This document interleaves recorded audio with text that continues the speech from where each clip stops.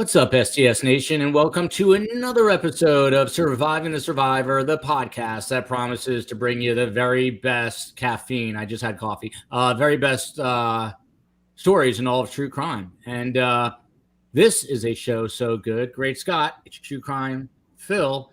We bring it to you every single Friday. I don't know, I'm losing steam. I am not sustaining myself well. So I've switched over to all natural, once again, root beer, which I don't even know why I'm drinking this, but it's 0 calories.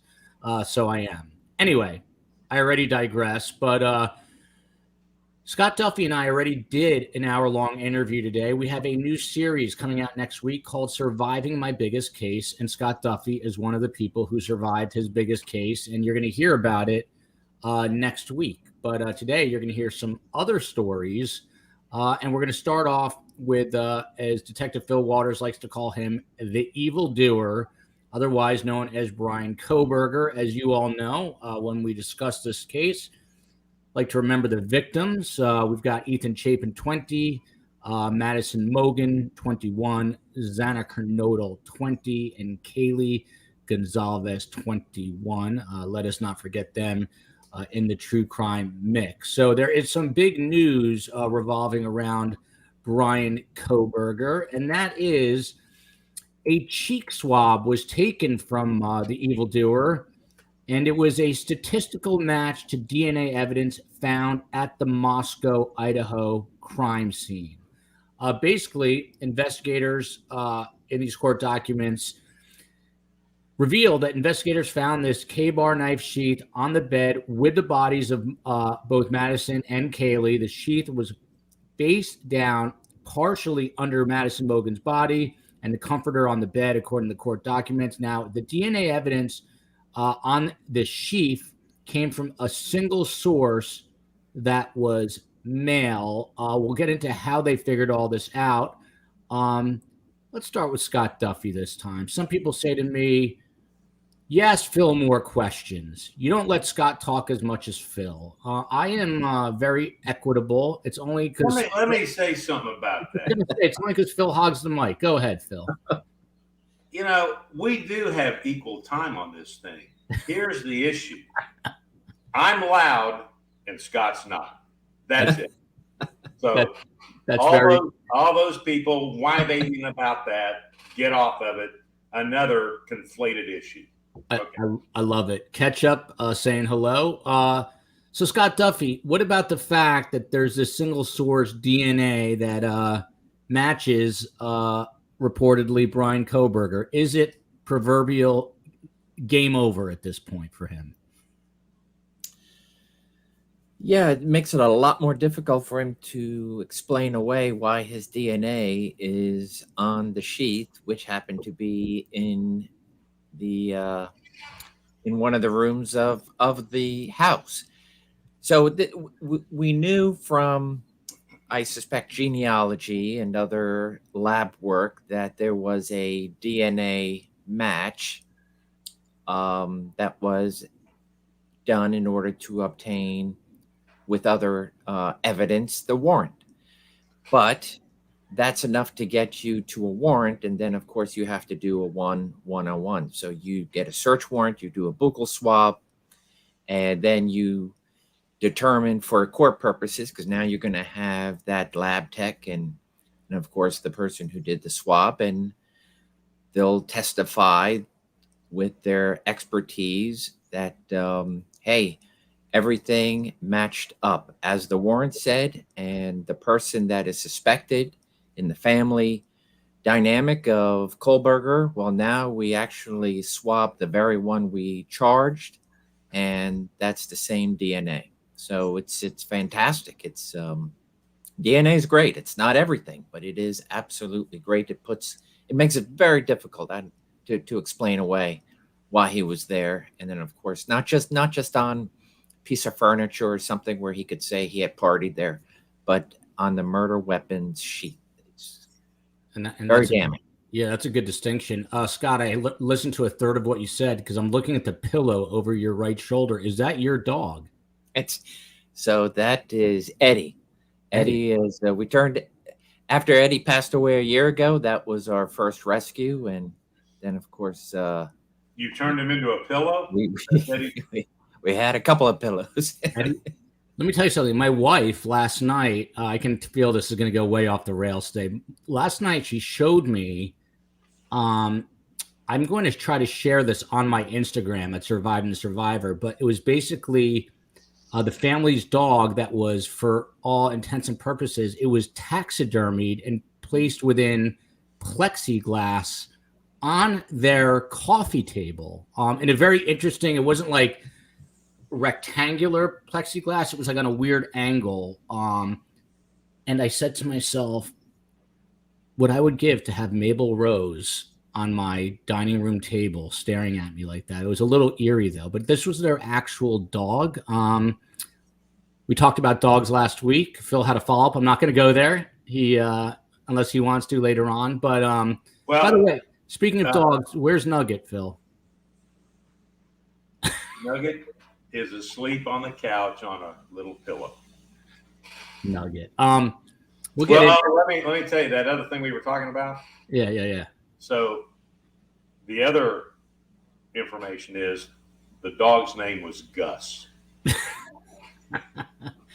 I might have, if you guys are interested, maybe Phil will divulge what he was telling us off camera at the end. I just don't know if we all want to go there collectively. But it's probably better to get a pillow made than actually have my beloved Mabel Rose stuffed and on my living room table. Anyway, Ketchup tweeted this to me, I believe. Fil Waters, how important is it to know how law enforcement built the DNA profile and family tree to see how they went from step 1 to step 10 to connect this to BK 5.37 octillion times more than anybody else to prove beyond a reasonable doubt? Before we get there, let me just explain what she's saying. The Idaho police, along with Scott's old friends at the FBI, they submitted some DNA to publicly available genetic genealogy services. That's how they built this tree. And as Ketchup said, it is 5.37 octillion times more likely to be Brian Kohberger's than a random person from the general population. Fil Waters, I'll ask you the same question. Is it now game over for him? I don't think it's game over. I think that as all these cases, especially when they're this complicated, there's a lot of moving parts here. I think it is a major component in this case in terms of the prosecution. And as Scott's already alluded to, it's going to be very, very hard to explain his DNA on that particular piece of evidence when that particular piece of evidence would not be in that house under normal circumstances, except for the fact that the suspect left it there. So I don't know that it's a game over. I think that if they start to connect more affirmative links, if they start to wrap other DNA samples that they've taken out of his apartment, maybe out of the car, to the scene, or wrapping the scene to the car or to his apartment, then I think we can maybe talk about possibly, as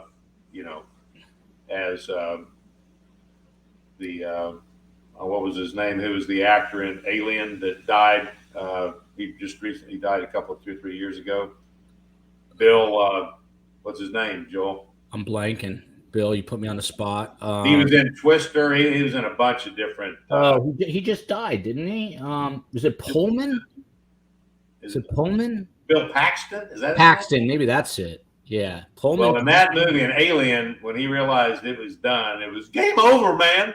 So I think that we may get there if they continue to wrap, especially the DNA evidence. By the way, as a very quick side note, I always get my hair cut, and usually I take my son. My usual guy was out of the country, so I went to the fancy place, and I ended up looking like Kim Jong-un. So that's what happens. I got the Kim Jong-un haircut, and I paid double the price. Never again. Although my son's haircut. While we're talking about your particular look. Yeah. And I may have mentioned this before. Have you ever watched Jiminy Glick? No idea. Why is it? Yeah, that is. What are you talking about? Is that not? It's not SNL, but that's Martin Short. Martin Short. Yeah. Smart and short. Yeah, you And say he I'm had a the show Madison? on for years, back, I guess, in the early 2000s, maybe. Yeah. But the character is Jiminy Glick. It's hilarious. He's an interviewer. He's a talk show guy. And, if you need to go see it, but Joel, I'm telling you, the glasses he wore and the glasses you're wearing now, very similar. Very similar. As long as it's the glasses and not the belly, because he's like 600 pounds in that, but it's close. Scott Duffey, if Kohberger is being framed, how did the real person pick a guy like Brian that was stalking them? Was it a piggyback crime, seeing another stalker around at perfect time to blame someone else? I think Sally's making the point that it's going to be hard to prove. But, I mean, to this point, I guess a question that I would ask, what can the defense say right now? I mean, how do you defend this, Scott? I was framed. That's pretty much it. I think Sally can probably answer her own question with regards to, it takes, it's one thing to say I was framed, and then, of course, everything that has to go into actually proving you were framed. Very, what it would take for somebody to actually be that maniacal and pick somebody out, follow them, and then surreptitiously plant all sorts of evidence. And it's makes for a great movie, but not for real life. No, there's no framing. Scott, you look tanner from when I saw you at noon today. Were you at the beach? I did go to the beach afterwards. Yeah, wow, it's amazing. I really see a difference. It's crazy. Sally Vella, sticking with Sally, and I'm going to throw this one to you, Phil. It's sort of a similar question. With BK eliminating every other possibility of someone else, unless there's the 1 in 5.37 octillion chance it's not him, how is his defense going to try to say it isn't him? Are they going to pull some legal elimination of evidence? And now what do we have? Rumor? So, Phil, what is the defense? By the way, what is octillion, Phil? I have no idea. Oh, so, I have... Is that just a made-up number? Do these DNA? Yeah. I mean, it probably has something to do with an octopus, I would think. I think this guy just says. Let me just say. What is octo? What is octo though? That's eight. Like 8. Yeah. So what? I don't know. That's insane, right? I mean, I just think of some nerdy people in a lab that say, "Look, no one knows. Yeah. No one knows. We're just going to say octillion. I don't know what it means." Anyway, Phil, what's the defense here? By the way, what's your Hawaiian shirt today? It's snazzy looking. Look at that. How many of these do you have? How many do you have? How many Hawaiian shirts do I have? Yeah. Probably, I don't know, 35, 40, maybe. Wow. And do you keep them only in Hawaii, or do you wear these in Houston? No. I have some in Texas that I wear to church every Sunday, and yeah. If you were on Instagram, Phil, you would know that I teased the show today on Instagram with a theme song to Magnum PI, but you're not. Awesome. That's my ringtone. Oh, there you go. But you're not hip to Instagram because I've looked for you there. So we'll have to get. Well, my company is on Instagram. For a variety of reasons, I got off of all social media about 3 years ago. So, but I do have a couple of that are just related to my company. That's a smart because move. I have to go look for people on those social media platforms. But and then Wednesday we were out in the Ferrari, a buddy of mine, and we went in our search of the perfect hamburger here on the Big Island, and which we do every Wednesday. And had my Detroit Tigers hat on, my Magnum PI Aloha shirt on, and of course it always draws attention. And a young man walked up and made those observations. He said, "Man, that's the car I've always wanted. And man, you're wearing the Magnum PI Detroit. You're full Thomas Magnum." And I said, "Yes, I am." So, do you ever flash your badge to impress them even more? Oh no, you wouldn't do that. No. Anyway, Phil, if you were, and you could have been, you still could be, have you thought about going back to law school, Phil? For a moment, I went and got my master's, but for about a second, I thought about it, and nah. You'd be a good lawyer. You would have been a very good lawyer, Phil. So how would you defend the evildoer in court right now? Oh, I would go after the scene contamination. I would go after the contamination of the DNA sample after it got to the lab.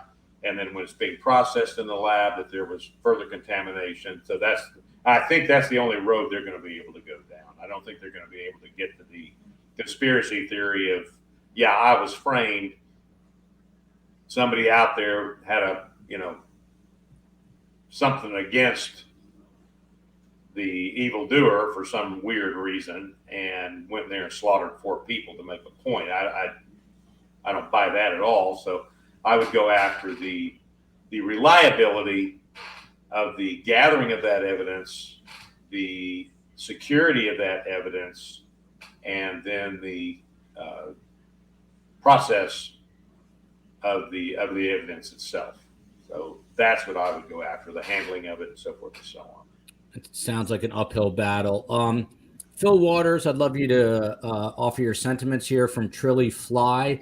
I love STS Nation. When I know there's going to be a live show, I set an Alexa reminder. Today and tomorrow is mine and my husband's birthday, and also our 10-year wedding anniversary. Phil, what would you like to say to this beautiful couple? Well, congratulations.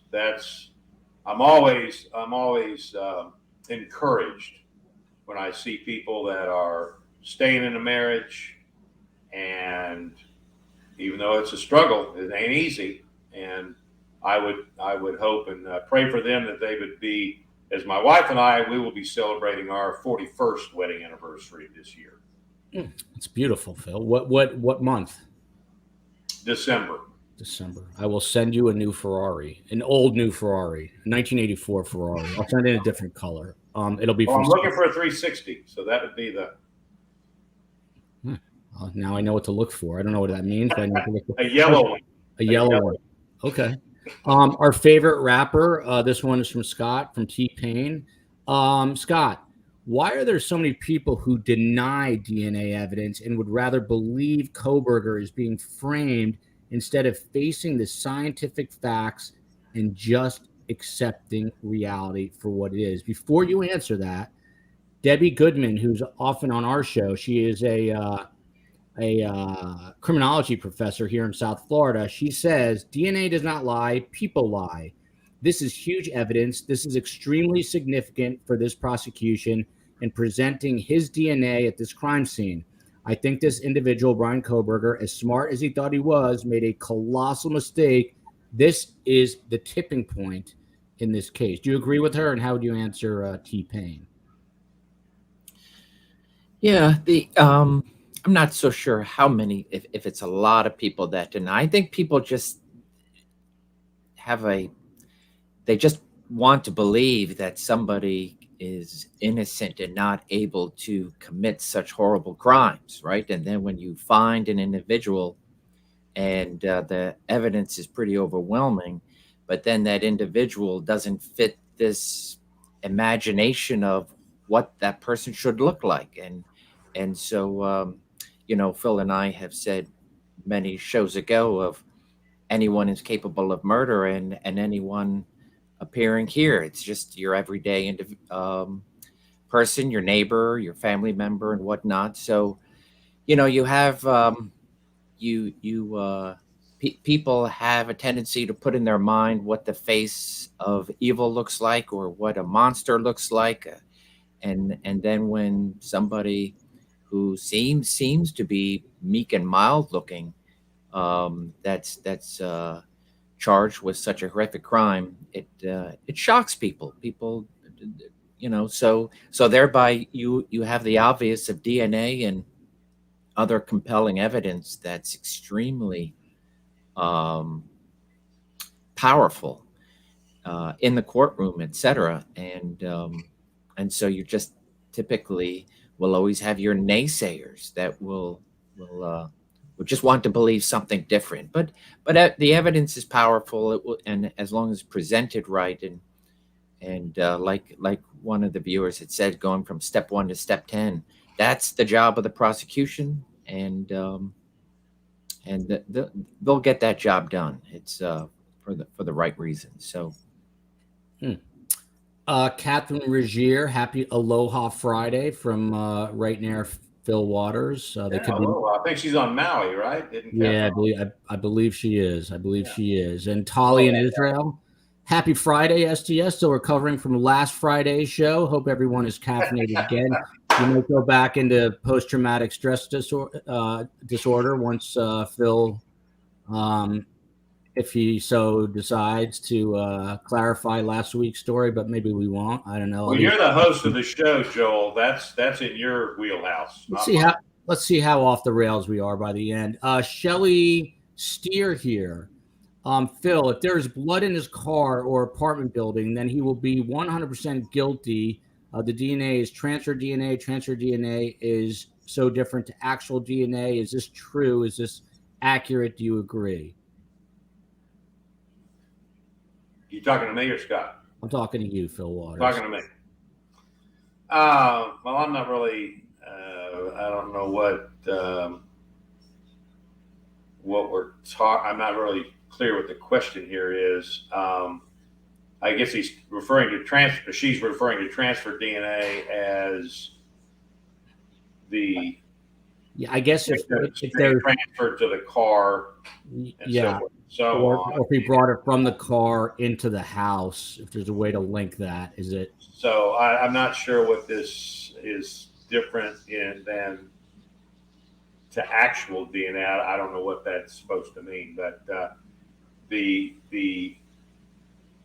different DNAs, depending if they do recover that kind of evidence, if they do recover DNA that's been transferred from the scene to the car to the apartment, that's going to be the DNA of one of the victims, one of those young people, and so that will just add up. Remember, the investigations themselves are like big puzzles. The prosecution, much the same, in that they've got most of the puzzle is complete, and they're trying to tie in all the pieces of evidence into a timeline and to a series of events that explains what happened there. So cherry picking pieces of evidence that one is more important than the other.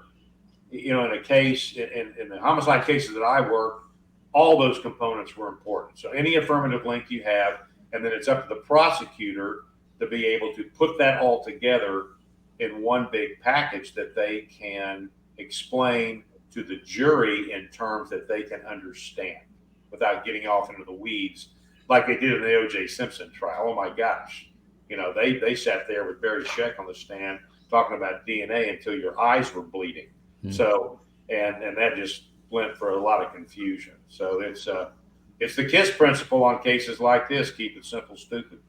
There you go. Ski Hat Sarah, who suggested we get ski hats and cowboy hats with STS on it. Not a bad idea.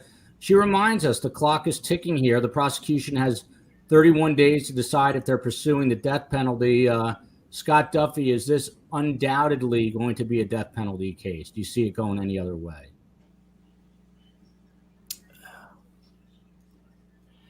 I couldn't tell you if it's going towards a death penalty. It's still on the table, right? The prosecution.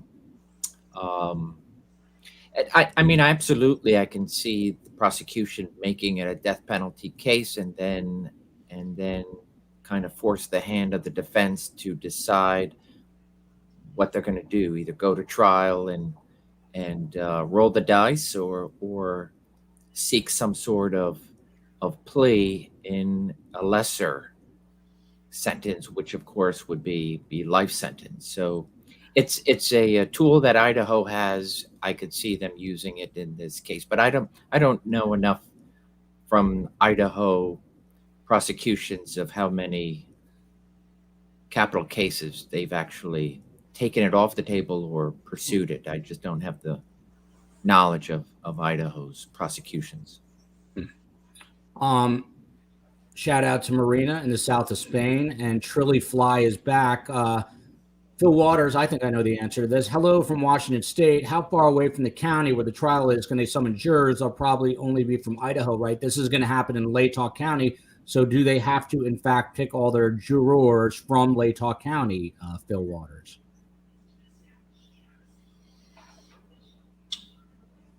Say that one more time. Phil likes to reread the question. This is being prosecuted in Latah County, Idaho. Does that mean that all the jurors must come from that county, or can they pick jurors from elsewhere? No, the county where the trial is being held, that will be the jury pool that they'll be drawing from. Now, they could request a change of venue to some off the wall place there within the state, and then that county, that's where the jury pool would be drawn from. So no, they're not going to go well unless Idaho law allows. How are they ever going to find someone in a place as small as Latah County that doesn't know everything about? I mean, this is all anyone's talked about around the world, let alone in Latah County. How are they going to find a jury pool? And that's where Moscow is located, right? Yeah. So I am surprised, and I don't know that this may be part of the strategy going forward. I am surprised that the defense has not asked for a change of venue. And I won't be surprised if they do end up making that request. I did have coffee today. I don't know why. I wanted to test myself, but for some reason I'm so friggin' tired that I don't think it's taking effect. We'll talk about this at the very end, but we decided to jump on that submersible story that had a horrific ending, and I'll get Fil and Scott's take on that before we close out. But we did a lot of extra shows this week, and it's starting to take its toll. So there you go. Moving on. Forget the evildoer. Moving on from him. Alec Murdoch. We remember him. He's the disgraced attorney in South Carolina, convicted now of killing his wife, Maggie, as well as his son, Paul, in cold blood. I thought this was interesting for a number of reasons. The judge in that case was amazing. Handled the case very well. His name is Clifton Newman. He's set to retire soon. Then I was surprised. He showed up on the Today Show on NBC News doing an interview.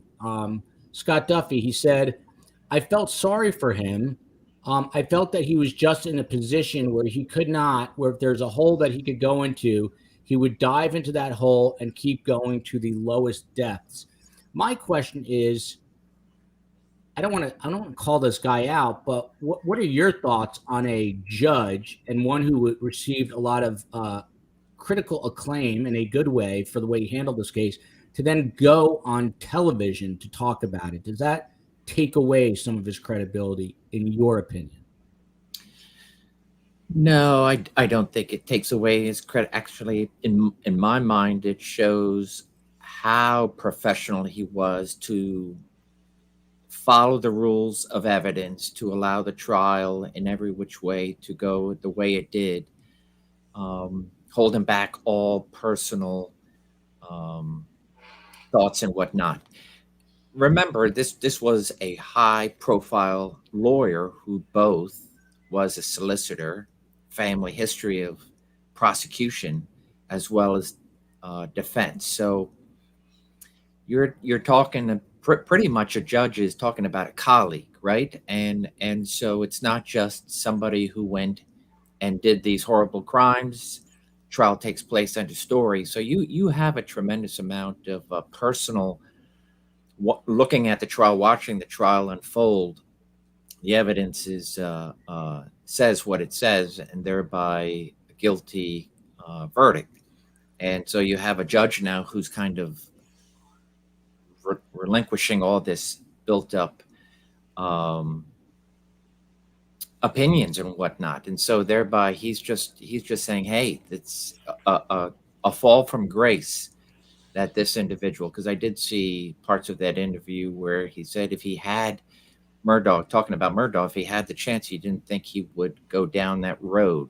So it's his opinion. He's definitely has every right to express it in a way that if all the appeals are complete and whatnot, so be it. I'm just not sure where the appeal process is, and at what point do you, as the judge, provide personal information. But again, I reiterate, I think it also goes to show he had considerable restraint and conducted himself extremely professional throughout the process.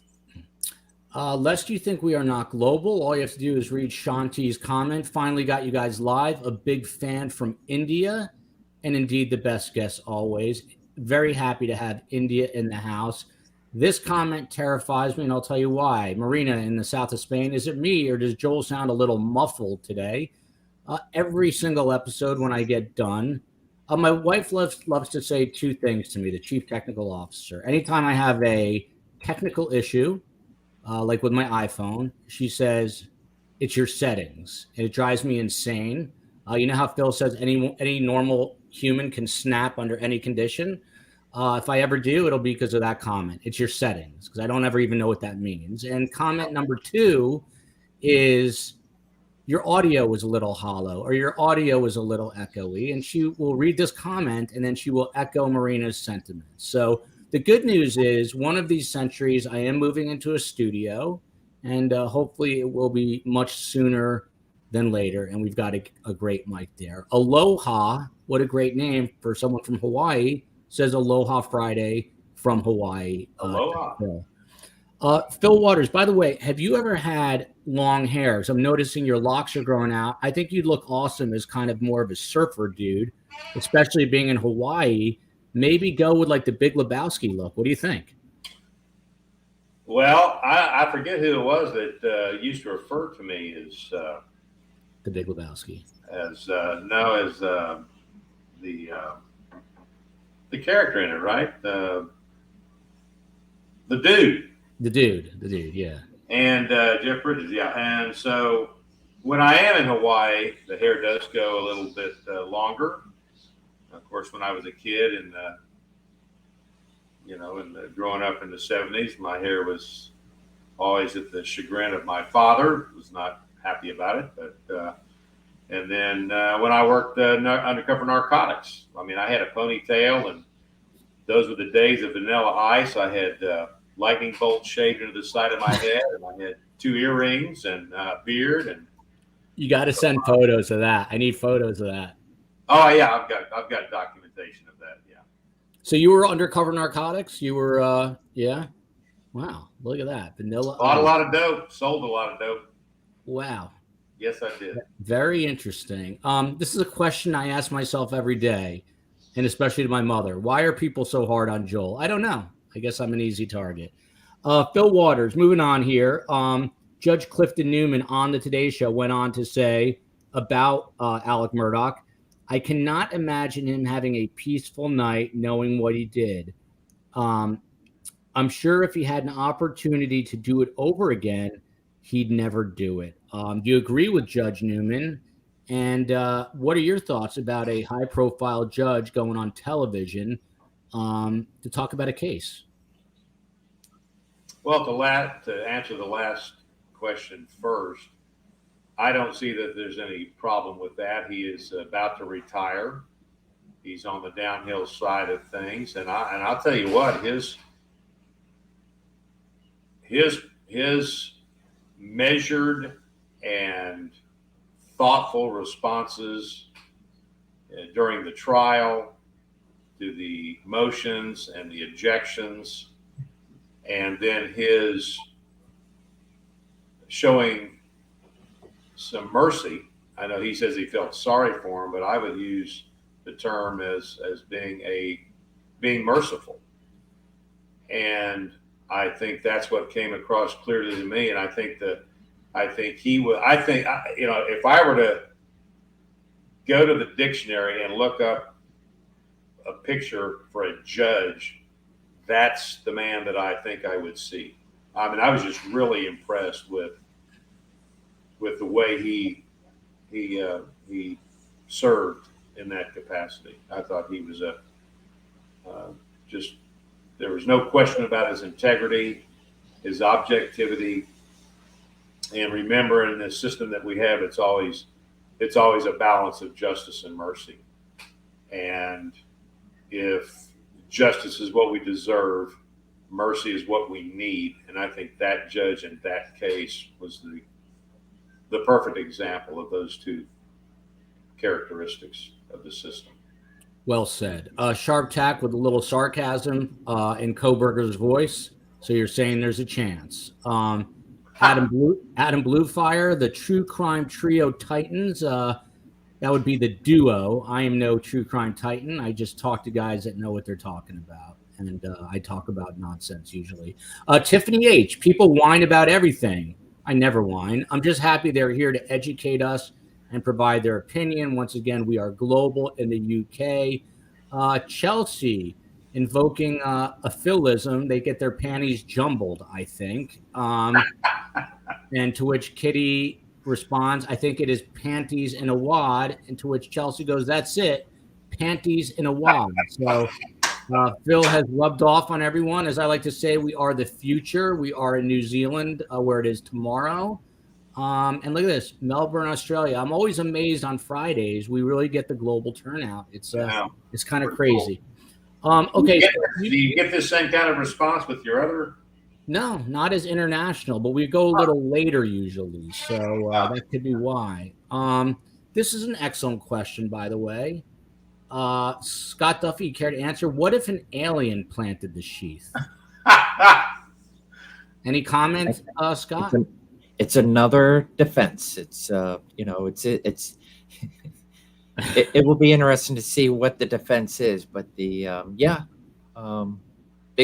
alien, they're all possibilities.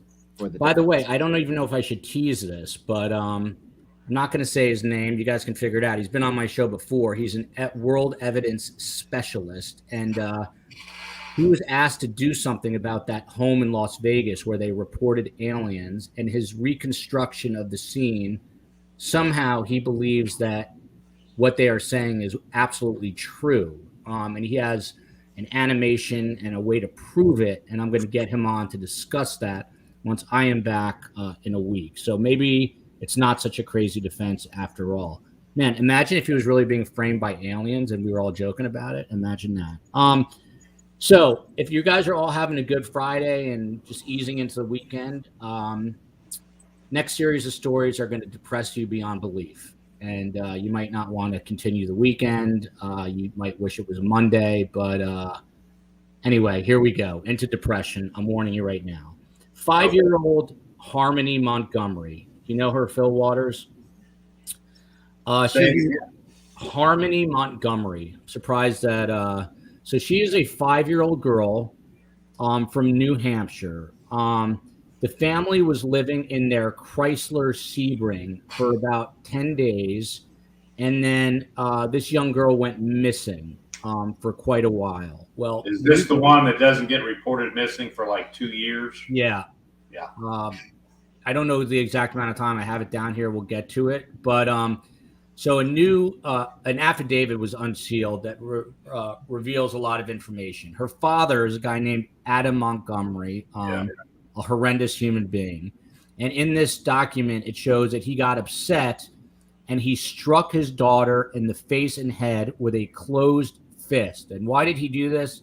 Because she had a potty accident. And according to documents, he saw, quote unquote, red on their way to Burger King.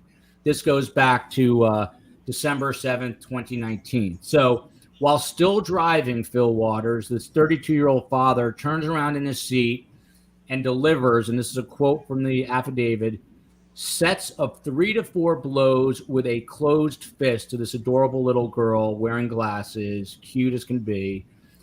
3 different attacks over the course of a few minutes. After the final blow, Adam Montgomery turns to his now estranged wife, Kayla, and says, I think I really hurt her this time. It's not immediately clear if the other 2 children they had were in the car when the murder occurred. She moaned for 5 minutes. She made a moaning noise, and then it stopped. They did nothing. Fil Waters, up to this point in the story, your take. I want to make sure I'm talking about the case I think I'm talking. This is the guy that they just went to trial on for some weapons violations. Correct. Same guy. Yep. Yeah, he's got the teardrop. Yeah, he was teardrop tattoo, which is supposed to signify that he's killed somebody at some point in time. He's got a lot of tats. He's a turd. Yeah. Well, my general sense is there's a special place in hell for people like him. And what he did was monstrous. And to beat a child to death, and I tell you what, I had a case very similar to this, a 4-year-old little boy who was beaten to death by his father because he wet the bed. We never recovered the body because he took the body, we believe, and stuck it in a dumpster at the apartment complex. We were out in in the dump area for days, sifting through it to see if we could find it, but we never did. So I've sat in the room and faced somebody that has done just that kind of a horrific act, and it just goes back to what we've already talked about here. Anybody's capable of any act under the right set of circumstances. And How did Fil Waters? How do you keep your father, your grandfather? How do you keep your cool in a room like that when you know your gut is telling you this guy killed a child? At any point, do you want to like handle business the old-fashioned way behind a locked door? How do you? My preference would be to just take him out, and there's nothing wrong with him that my 45 won't solve. But I understand what my responsibility is, and my responsibility is to that child. And so I always, in any case that I ever had, was always had that in my head, in my mind, that I'm trying to get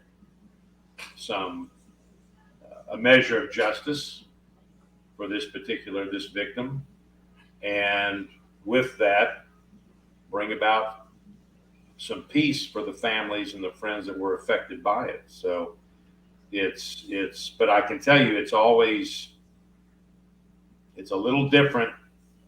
I mean, I'm sitting there, I'm a father, got 2 daughters, I have a son, and so it becomes, and I've said it before, we worked all those dead baby cases, we worked child death cases, whatever the circumstances were. And I can tell you that I think we've only got and I'm talking about we homicide cops, only have a few of those in us.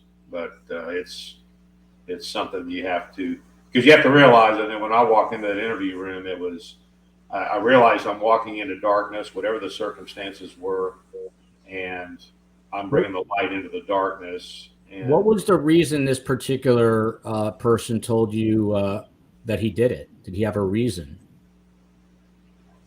Well, he never confessed. He made a bunch of admissions, but the circumstances were that the 4-year-old had wet the bed, and it enraged him. And he went in there much like this guy we're talking about now. Did he show remorse, this guy? My guy? Yeah, your guy. Oh, no. He wasn't even, he was trying to think up a story to get him out of his situation. And he just was one of these people that was not going to take responsibility. I got very close, but he just is one of those people that is not going to take responsibility and admit to what he has done. And I always keep in mind and that in the book of Proverbs, one of the 7 things that God hates is the shedding of innocent blood. So those are special cases. Yeah, they are. Is he now spending his days behind bars? And yes, he'll be in prison for the rest of his life. Well, that's where he belongs. Totally unrelated question, but I thought of it while you were talking. Are you surprised in your long esteemed career that more people who you question didn't immediately say to you, "I want a lawyer"? Because the minute someone lawyers up, you have to stop the interview. Did that ever surprise you that you didn't get more people asking for an attorney? Well, the short answer is no, and I would attribute that to the fact that over the years and the experience, I tried to learn something new every day. I watched a lot of these interviews that were on all these crime shows, true crime shows, because I always wanted to refine and make better. Even today, my technique and my approach and so forth and so on in any kind of an interview. And that was the way we did it. And we were amazing that we were as successful as we were. I can only think of a handful, maybe not. I mean, a handful, maybe at the most, that got in there and said, "I want to talk to an attorney." And then even when they say that particular interview comes to a close. However, they're always offered that if they want to reconnect, if they want to make contact, and they do want to continue to talk, then we can do that. And that's not a problem. So and I had that happen, and that can happen at that moment in time. So I had an interview that started out as a non-custodial. They weren't under arrest, they weren't in custody, they were free to leave. And then it morphed into a custodial because I had gone and talked to the DA. I came back, told him that he was now under arrest, charged with capital murder, and he decided he wanted to continue the conversation. He made that connection. And so I said, well, now we have to do this in a different manner. So I Mirandized him. He understood his rights, and then he has to give up those rights, waive those rights, and to continue the conversation, which he did. And then he later confessed and demonstrated and so forth and so on. So it's all about the way you approach people. And again, I approached everybody with dignity and respect, and remember those three things we have in common. And I, in most cases, I was successful in talking with them and having a conversation. I mean, I had a 400 homicide cases. I had 96% clearance rate, and 90% of those were confessions or admissions. Well, he's the best interviewer in the game. He doesn't like the word interrogator. Another thing I stay up late at night thinking about, when you would read people their Miranda rights, would you always read it off of a card so you don't screw that up to make sure you're exactly right? Because I'm sure you know it by heart, but would you read it off of something, Phil? Always had my blue card from the Harris County District Attorney's Office. And yes, read them right off the card every time, because I was never going to get up on that stand and have to explain why I didn't do it that way, and was there some misunderstanding about the way I shared those rights with that particular defendant or that suspect. So always off the card, and that's what I teach in my classes. Always off the card. You too, Scott Duffey, always off a card? Oh yeah, absolutely. Perfectly said, Phil, because consistency is important, and every time you testify, you can say, this is the way I do it, and I haven't changed the way I do it. And I'll go an extra step, so I'll read it off. So the same thing, we had a small card. As you get a little bit older and you forget your glasses, sometimes you're trying to go to your memory.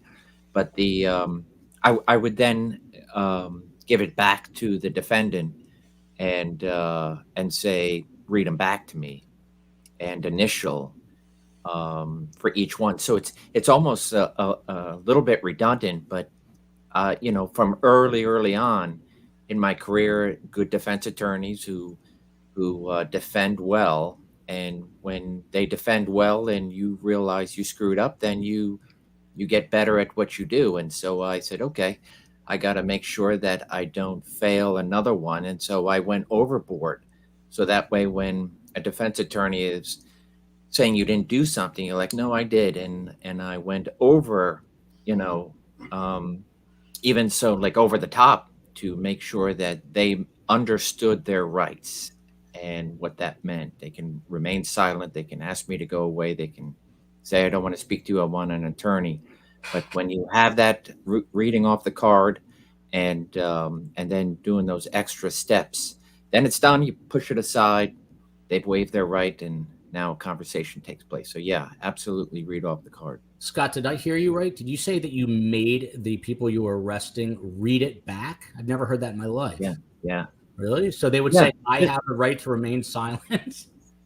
Yes, because and the reason is some individuals that I have had in the drug world and robberies, you have different accents and whatnot, and so if there came out, hey, I later on I didn't even understand what he was talking about, because they would claim I don't understand the language, but when they see that in a recording, oh, so you speak, you write, you the English language pretty well. So it wouldn't even be part of the defense.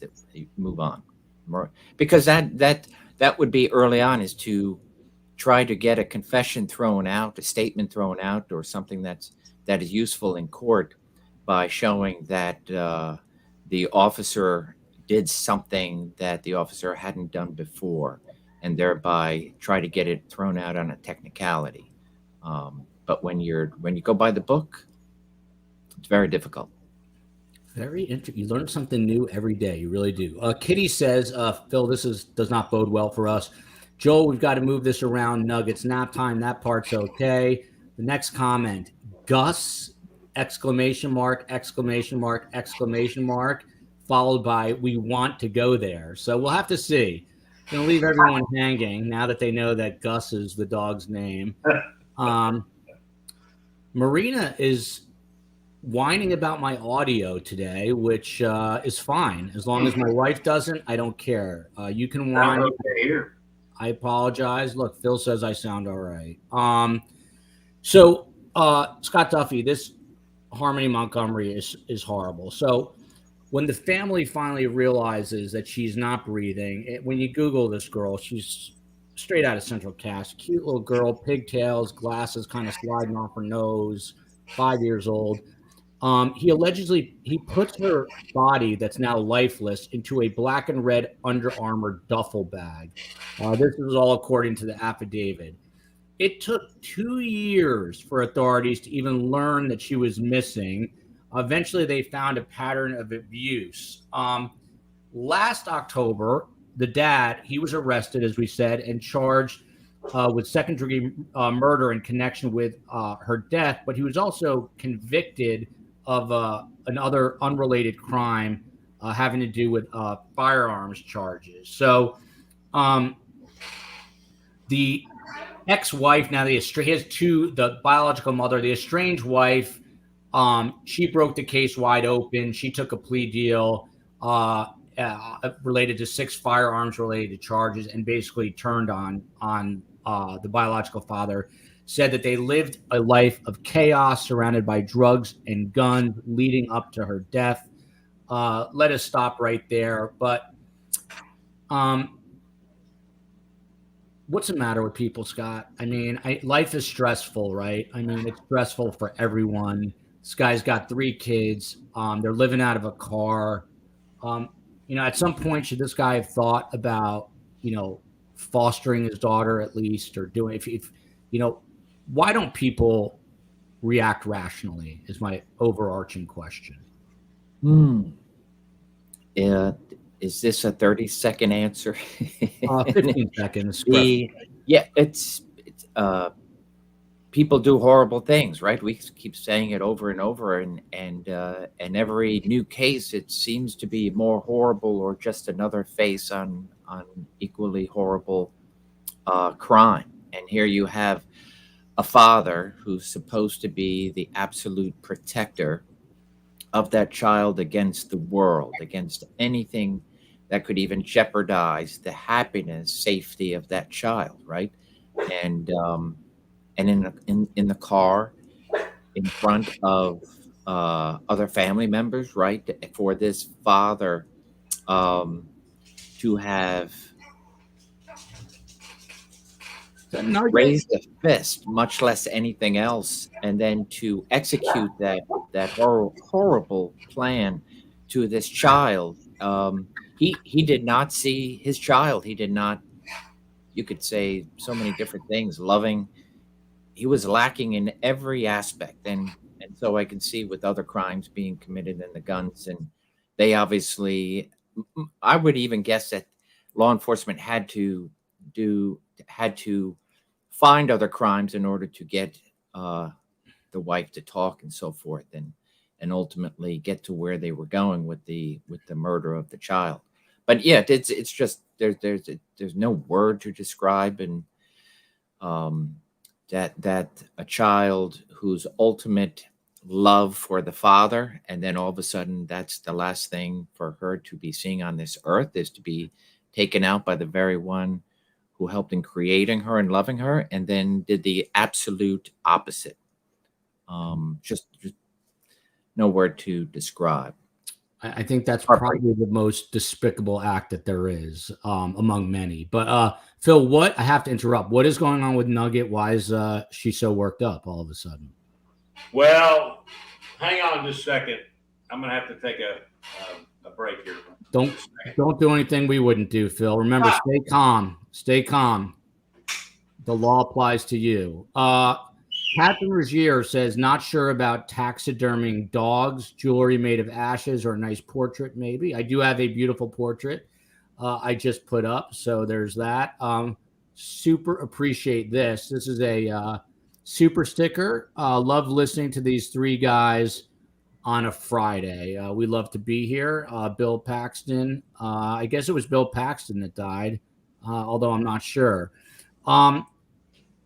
Scott Duffey, moving on with you here. The affidavit goes on to say that Kayla, the estranged wife now, she describes Harmony's death in the car, including the fact that Adam Montgomery never even stopped the car. He did not even try to give medical attention. And then they had to shift over to a friend's car because they had nowhere to stay. So they stayed in an Audi, in a friend's Audi. And when they were doing that, this is New Hampshire in the winter, he would keep the body in the bag in the car at times, but then he would put it outside on the snow so as not to have it decompose, and then would move it back and forth, ultimately putting it inside of a red cooler, and then eventually to some sort of plastic storage container. When this guy goes on trial for this, which he invariably is going to do, is the jury going to say this guy is an absolute monster? I mean, not only did he commit this crime, but then he didn't have the decency to respect the body and was literally just hiding her in an Under Armour duffel bag. I mean, what kind of impact do you think that will have on a jury of his peers? Tremendous impact. So in one of the earlier statements that you had noted, Joel, he said he saw red. And so that would be a momentary lapse of rationality. I love this child. Something happened. I snapped, and then I did the unfathomable. I wouldn't want to live. I did a horrible thing, but no, that's not what took place. And so he continued on for a long period of time. This not only to immediately try to get rid of the body, but to hold on to the body of his child and to treat her with continued horrifying disrespect. It just goes to show the evilness in this act, and not a momentary lapse, not a mental break. It just and I would think that those actions afterwards say a lot. There's not that ritualistic burial as we saw. You'll see in other cases where a loved one, a family member will have killed someone, have regretted that in such a regard, and then to try to redress the body, etc. In some sort of paying respect. Here, it's just a continued disgusting defiance of this child, and even in her death. So I would think it would be that much more impactful for for a jury to not accept any type of momentary lapse judgment, and this father broke. No, this continued act of disregard. We must stop the show and say, hey, Nugget. Hi, Nugget. Your big ears can hear me down in China, Nugget. Why are you pretending you don't hear? Look at her she's pretending she doesn't hear me. Phil, Nugget was upset because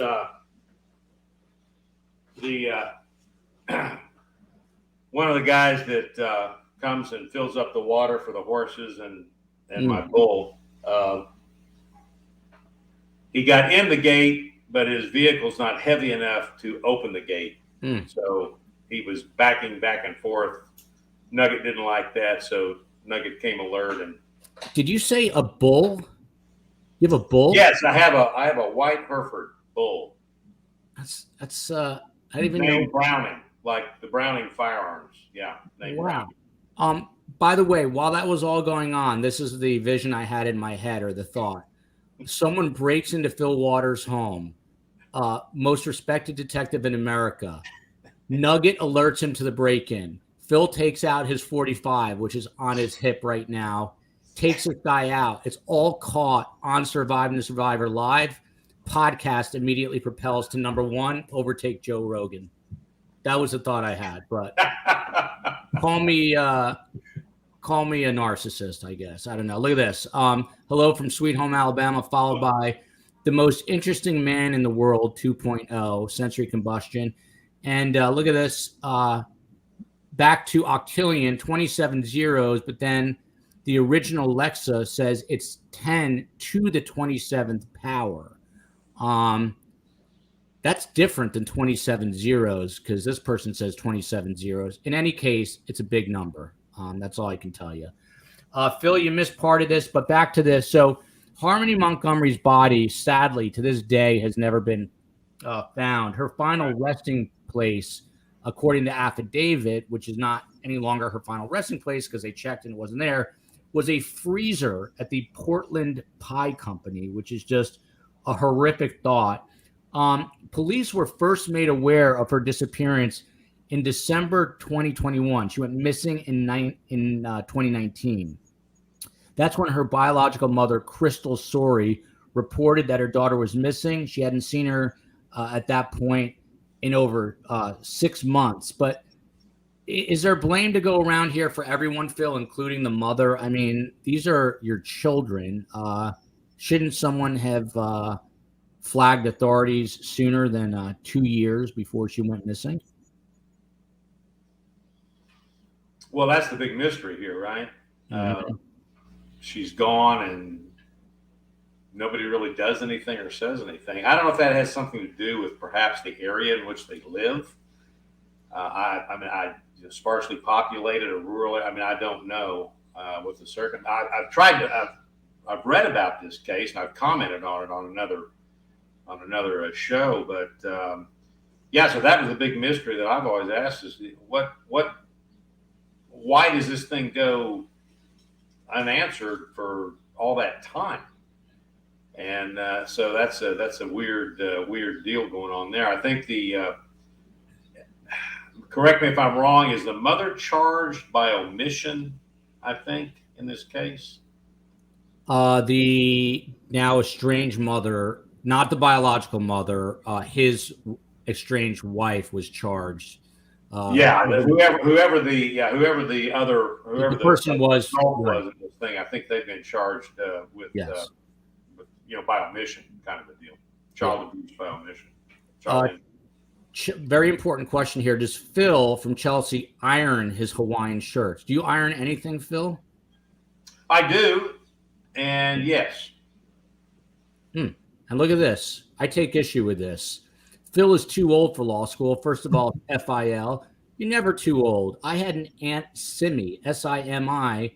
She ice skated when she was 88, 89 years old. She went ice skating. My Uncle Joe died at 96. He went to the YMCA right in New York City and swam every day, every single day. I'd have to disagree with H.K. Schubert. Yeah. Uncle Joe was a womanizer. He used to hit on women 70 years younger than him, and they would love him. He was a cute old man. Well, man. Age has never been a big deal to me. I really don't care. I always try to learn something new every day. And so if I wanted to go back to law school, I ain't too old. You can teach this old dog some new tricks. Bill, I think you'd be a fantastic lawyer. Scott Duffey, Misty says, celebrating 25 years together with my husband yesterday. They got divorced today. No, just joking. They did not get divorced today. They've been married 22. Any sentiments you'd like to offer Misty or advice from your own lengthy marriage, Scott? Well, just congratulations. I think it's awesome. I love seeing. Did you say Scott do that? Yeah, that was for Scott. Oh, okay. I'm sorry. I was. Finish up, Phil. When you said any offer congratulations, I just immediately went to the last time. So I'm sorry, Scott. So I'll get heat for that. But I answered the question that was directed to you. So I apologize. You imagine answering out of turn at Fil Waters' table? He would say, "I'm not speaking to you." Scott Duffey, any advice to Misty? Happy anniversary, first of all, and I'm coming up on 22 years married July, so we're not far off. So happy anniversary, Misty, to you and your husband, and another 25, if not more. And Scott, how long have you been with her? Married 22, but how long have you known each other? So I was looking at the math. So 22 years married, so 3 years. Very close. We're 98, so I met her in 2001. We married, so beautiful. Close to the same. Beautiful. Okay, on to the next depressing story. Obviously, keep Harmony Montgomery in your thoughts. A horrific story, and her dad deserves nothing but whatever comes his way, which is not going to be pleasant. This story, as the father of a young 4-year-old, really, you read these stories and they don't really you read them as a headline and you kind of move on. But this one I really sat on for a while, and it's beyond depressing. It's insane. By the way, shout out to Jersey, Bella Michelle. The Ohio boys. You hear about this one, Fil Waters? An Ohio man is now facing murder charges. He lined up his boys, ages 7, 4, 3, and shot them execution style. One tried to run away. The father's name is Chad Dorman. But he told police that he hunted down the one that ran away and shot him too. There is body cam footage of these responding officers. Phil, how do you recover from this site if you're a responding officer? This is a small town in Ohio. These kids were on the front lawn. The father is now sitting on a stoop very calmly.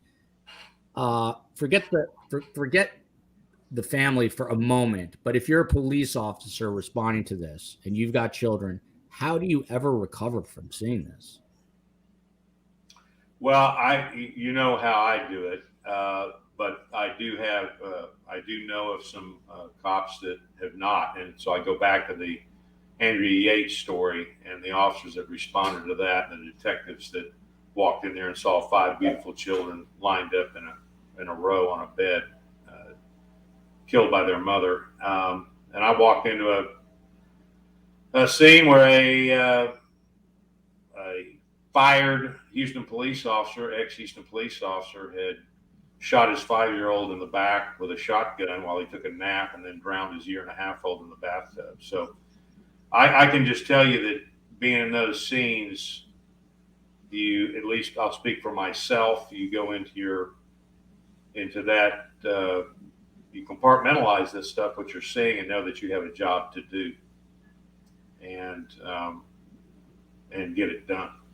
So but those things that you see, I think that, of course, the Lord put me where He wanted me to be, and gave me ability, I guess, to be able to see those things and again get the investigation and bring it to a conclusion and get some justice and some peace for those families. So, yeah, This tough. It's tough. Yeah, and when you look at these three boys, I mean, again, they are straight out of Central Casting, cute little blonde boys, all American kids. It's insane. So the mom here calls 911. This happened, I believe, last Thursday, and screams to the authorities, the 911 operator, my babies have been shot. This is the Claremont County Sheriff's Office in Ohio. 3 minutes later, a driver in the area called 911 to report that a young girl was running down the road yelling that her father was killing everyone. So he had daughters too. The daughter, I guess, got away. Again, as I said, the dad is sitting very calmly on the steps. Scott Duffey, when police arrive, they give him instructions: stand up, stand up. And they ask him, what are you doing? This is all in body cam footage. The deputy says, what was going on? And this person very calmly responds, nothing. How do you process this, Scott? As a first responding officer? Yeah. I mean, and you yourself as well.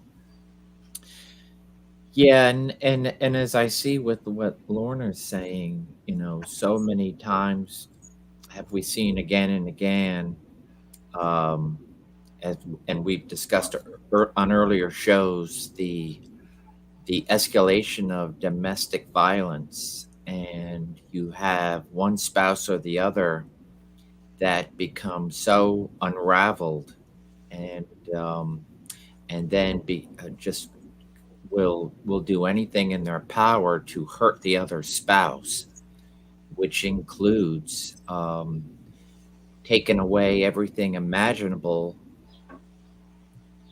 for that spouse, and that would be their children. And it happens again and again. And so I think you have, if it turns out to be where it's, years or whatever it is that I'm going to believe some sort of domestic violence is taking place here, some sort of abuse in some fashion, and this individual, the father, is just going to remove everything that she loves, holds dear, and the fact that whatever was going through his head and heart to be able to destroy these innocent lives, and to do it in such a very public way on the yard for, first and foremost, his spouse, his wife, just goes to show how difficult it is for anyone seeing that, especially first responders, and having been not in anything close to this, but in cases where children have been horribly abused, and then what do? You go home, you hug your children, you probably cry, and you process in every which way to put yourself back in a way to go the next day. And so first responders, and as Phil has talked about his own personal experiences in his department, officers, first responders suffer tremendously because they aren't able to process, and just to see evil at its absolute worst, and this is just yet another example of that. Fil Waters. So they tried CPR, the first responders did, but the children all died at the scene. The boy's mom, she tried to stop him, so she sticks her hand up. She gets shot in the hand, non-life-threatening injury. taken to the hospital. I think she was already, let out. She's out of the hospital. He is now charged with 3 counts of aggravated murder, being held on a $20 million bond. He confessed, according to the county prosecutor, to killing the boys. This is an interesting question. How can he be pleading guilty if he confessed? You're not a lawyer, Phil, but you could be one. How do you plead not guilty to something that you confessed to? Well, because that's what he's being. That's his lawyer's going to get with him. What do you want to do here? What do you want to plead? You want to go to trial? What do you want to do? And he's not an anomaly. I mean, this is what people do. They go out and commit a horrific act, and then they decide to plead not guilty so that they get their day in court. And again, the system's design is a presumption of innocence. They get the best defense that can be offered to them. They do not have to prove that they did not do this thing. The burden of proof is on the state.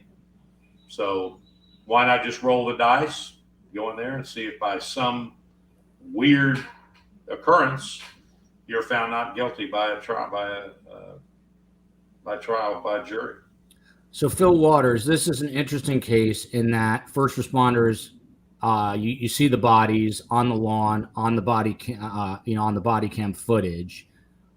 If you are now the lead detective on this, first of all, is this sort of, would this be a seminal case in your career? In other words, is this is not the question I was going to ask, but I'm going to ask it anyway. Is this a sort of a career defining moment where you are not going to go home and just have dinner like it was another homicide? Like this one's really going to impact you. Is that right?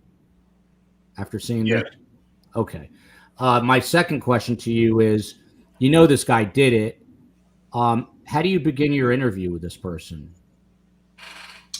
As I do all interviews, is I want to get to know that person, and I would want to get to know him. I want to know what his background is. How did he meet his wife? What does he do for a living? What does he do for hobbies? I want to get a sense of how this person ticks, and then we'll get to the event itself. But it's not. I'm not going to walk in and go. Now, I've had guys that have said, straight up front, had a guy that stabbed his girlfriend in the neck and broke the blade off in her neck, and it was hanging out. And he was readily willing to say, "Hey, I did it."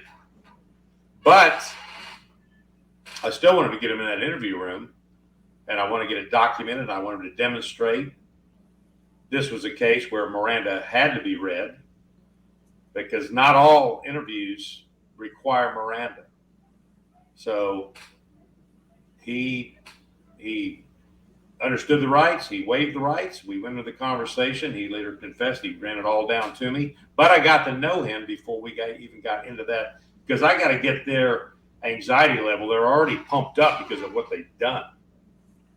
And so you got to get that anxiety level reduced so that you can have a conversation, so that when you get to that point, they can more calmly explain what they did and why they did it. And so that's the approach I would take with this character, this evildoer. Phil, you have more experience than anyone with this. What do you think was really going on here? Is this a guy that's so stressed out that he can't handle it? Is this guy just a cold-blooded killer? What do you think made him snap here? Well, I don't know, and that's the big unanswered question here: is why? I mean, the officer, he gets asked what's going on, nothing. Yeah, and the dad, by the way, his father, who's only 59, came out and said that his son just snapped. He goes on to say there was something going on in his life that he couldn't handle no more.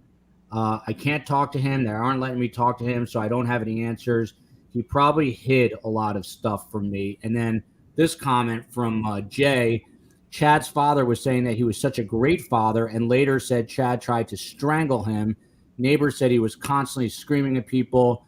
He sounds like a lunatic. The prosecutor also came out and said that this was not something that happened on a whim, but that it was planned. So I don't know. I mean, what's your gut instinct tell you? Could it have been financial pressure? What makes someone do this?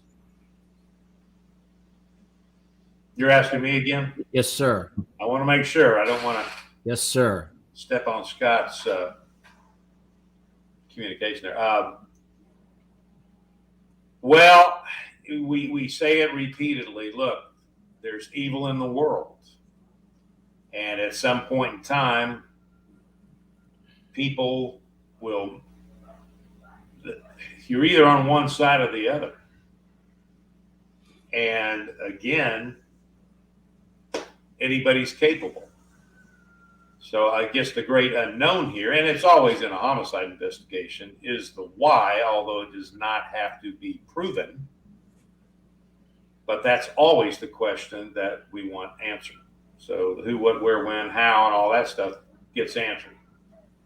But the why is always the question. And that is why I take everyone into that interview room. I give everyone the opportunity to speak.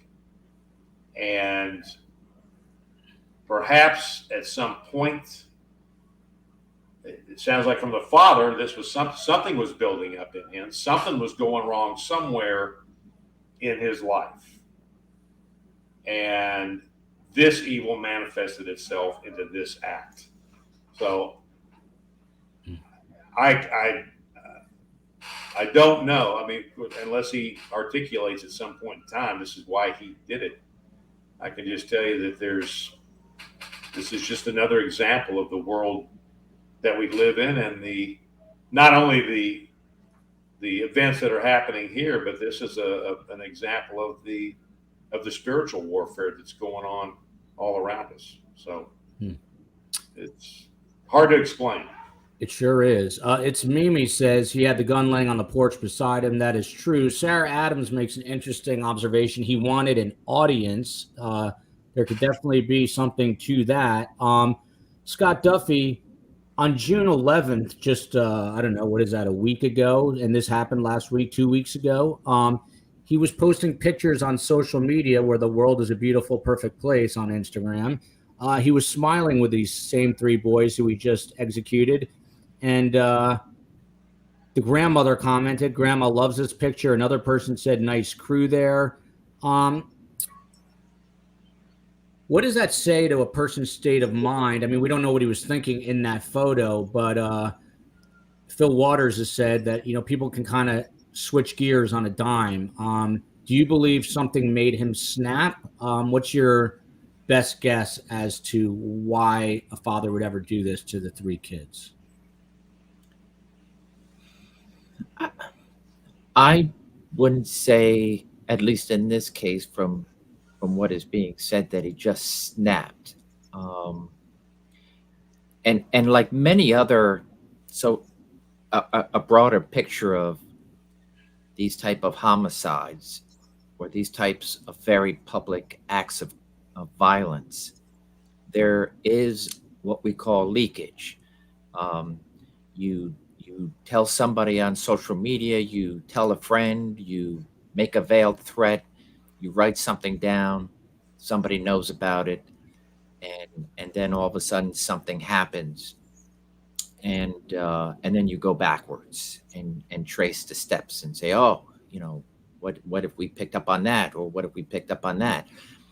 But not every domestic turns into a homicide. Not every domestic turns into this, a deranged, absolutely going after the children.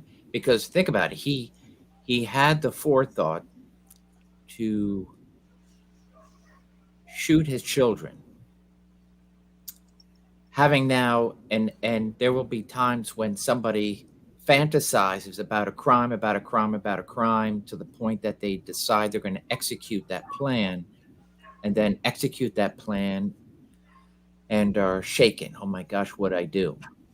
But here he shoots 3, he shoots 2, he hunts down the 3rd. So he's in this active plan But the one that he hates, or at least the object of his hate, his spouse, he does not shoot. And so there's a lot to be said, and I would bet law enforcement will really drill down on the relationship with what has been going on for many months prior to this. This is not an act of just breaking down over spilled milk or something stupid. This is there's something deep seated that, and I would imagine law enforcement will uncover that through whatever maybe he's written something down, talked to people, friends and whatnot. So this is fresh, and you're getting the reactions of family. But I would bet that, going through his computer and whatnot, there's going to be some very telling, scary searches, and this is not something that just happened. But as Phil said, this is not an anomaly, and these crimes are just horrific, and there's usually an indicator early on, and it got missed. Phil, Noel Hance says he wanted by the way, the young girl running down the street was a teenage girl who was his stepdaughter, I'm being told. Speaking about the wife here, he wanted her to suffer terribly the rest of her life. That's why he didn't kill her. Was this yeah, you think so? Scott and Phil, like this is Phil, is this some sort of retribution in a sick, twisted way to get back at the wife? I don't know. I mean, the answer is I don't know. I don't know what. I haven't read anything that would explain this behavior. So I don't know until that comes out somewhere at some point by officials, or if this thing goes to trial, so forth. I mean, I don't know. I can't imagine what would cause anyone to do something like this. Never have been able to imagine. So, Boston Tilo says, did you see that monster in court today? He was in court. He was charged, I think, with an additional 21 counts. He looked like he couldn't be bothered. I've never seen evil like this guy ever. There is a GoFundMe. I don't have the address. It was started by the sister-in-law. Her quote is, "My sister lost her 3 amazing babies yesterday." This comes from Rachel Brown. Nothing will make this better. It will never be okay. But please, if you can find it in your heart to help relieve the financial burden of this tragedy, please donate. No one should have to go through this. Hearts go out to the family. I cannot imagine. Okay, so we're through the most depressing stuff here. A couple more stories, and then it's Friday night. Fil Waters, there's a Detroit neurosurgeon. He lives in a beautiful mansion. Gorgeous. They use it for weddings and stuff. He was found shot to death inside his Boston Edison home. That's Detroit, not Boston, even though it's called Boston. High-profile doctor. I think he's single. He said to people that he feared being in his home prior to this. Friends, the police came out and say that they think they may have a person of interest, although they're keeping things tight-lipped. This happened back in April, by the way. A friend of this guy says he can't help but wonder if that person of interest is someone that the friend knows also. He's quoted as saying, "We know the same people. So if it's somebody in our circle, we'd like to know that." He's making a plea to police just to go day to day knowing that somebody that we may know killed someone you know. That's very frustrating. There's now a $20,000 reward. This guy was found wrapped in a blanket in the attic. I'd like to ask you questions you don't know the answer to. What's your best guess? What's going on here? Is this some sort of revenge, like a love revenge, or is this a patient who is upset that maybe something went awry in surgery and is getting their own vigilante justice? What is your best guess? This is a mystery here. Well, what I have read about the case, the interesting case, a big time whodunit, and it doesn't appear to me to be a stranger on stranger crime. So I think that whatever his relationship is with this person, it's going to have some kind of, we always talk about it, sex, drugs, or money. So probably in this case, I would think it's going to be sex. It may be, I don't know what kind of a leaning he has, is whatever his particular lifestyle is, but it's going to be one or the other. And either he was engaged with someone else who this suspect, I never use the term person of interest. If I'm interested in you, you're a suspect. So this suspect, it may be a retribution thing involving sex. It may be someone who has wanted to have a relationship with him and he has rejected them, which is going to be sex again. I don't know that I've read where there was anything missing out of the home. So we're not talking about and I don't know that I read where there was any kind of forced entry. So, and I may be wrong about that. Correct me if I am. I don't think there was. And it was weird because he was saying that he was afraid to be in the house, prior to this. It's a big, beautiful home. He's very wealthy. And so the question is, why is he expressing that fear? So does he, there's a lot of, his personal life is really in a cloud of mystery right now. Yeah. So does that mean that he had somebody that was living in this big, huge house where they could go for a week and not see each other? Did he have somebody in there that he couldn't get out of there? And he was afraid that if he made that attempt or did something to remove them, that it was going to expose a part of his life that he did not want to have exposed.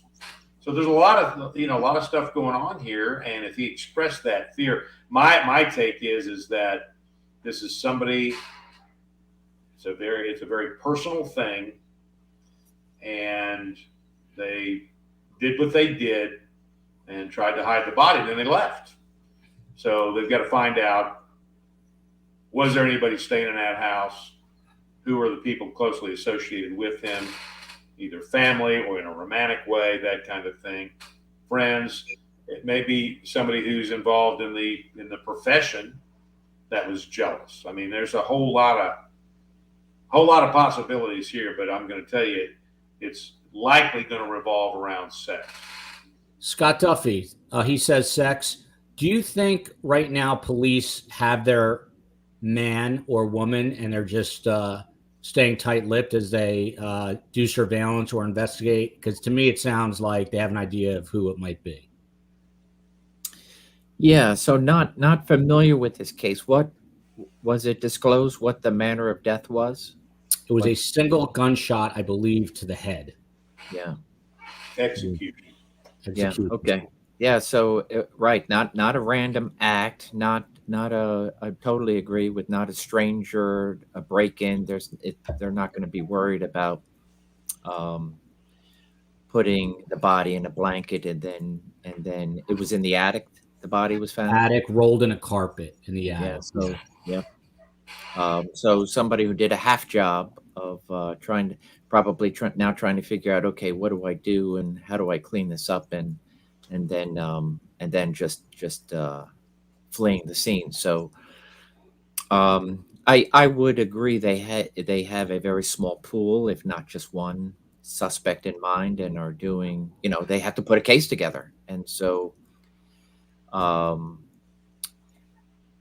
if they don't have anybody identified, or it's anybody under the sun of who's been involved with him, then it makes it for a lot more difficult. But if they have a very small pool or just down to one, they have to be tight-lipped about it, because this person is still out there, can continue to get rid of evidence that law enforcement wants. So I would believe that they are on the right track and amount of time, only trying to put together those final pieces. But when somebody lives alone and is such a high profile individual in the sense of upstanding member of the community, and of course you have people like who know this individual, have traveled in the same, are nervous, right? They don't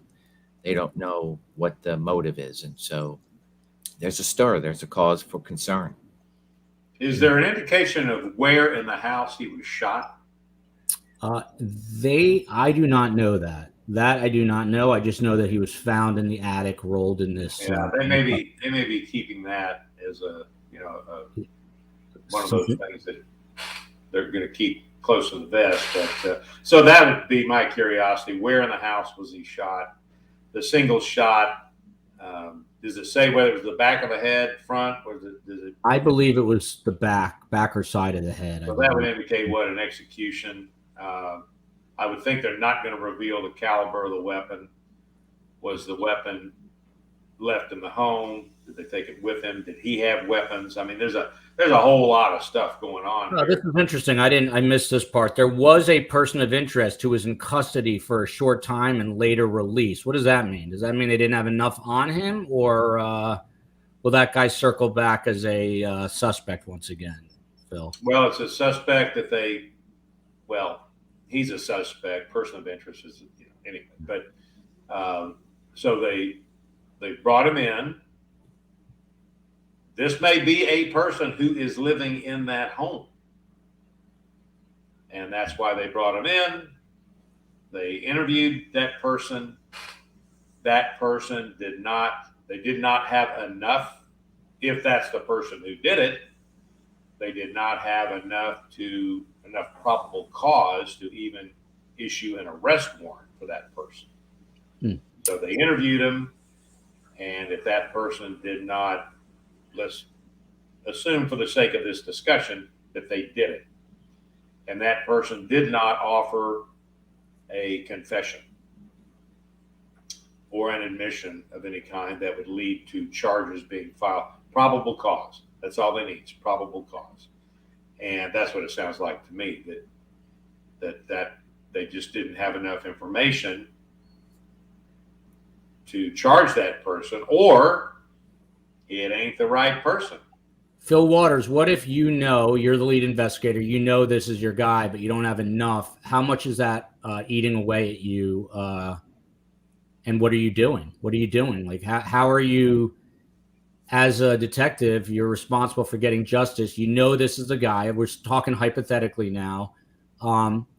You go home and your wife wants to talk about speech therapy. You're not listening to her at that point. You're completely engrossed in how to catch this guy. Oh, I don't know that I'm completely engrossed in it. I had a pretty good ability to separate my work from going to the house because I did not want to bring it home. But, I mean, at this point, they're processing that scene. So you're waiting for other physical and forensic evidence to see what was gathered there. You want to go back and examine all that stuff, examine crime scene photos. We used to take video, all of our crime scenes. You want to go back and look at that stuff. So you're going to revisit. I mean, this is early in the investigation. And how many times would you watch video of the crime scene? Like, how you go back? What are you looking for when you're watching video, just to see if you missed it? Something that I might have missed. I mean, even looking at pictures. We solved the case. My partner at the time, we were going back to do crime. We'd been held up for 6 months on this thing, and he went through a bunch of crime scene pictures and found that on her she had a pink pair of culottes on, shorts, and there was a single drop of blood, just a little bit bigger than the head of a pin. And we'd never seen it before, and he was really good at picking those little things out. Wow. We do the DNA on that particular drop of blood, and it turns out it was our suspect. Look at that. Yeah, you can never go back and look enough because there's always something that you may have missed.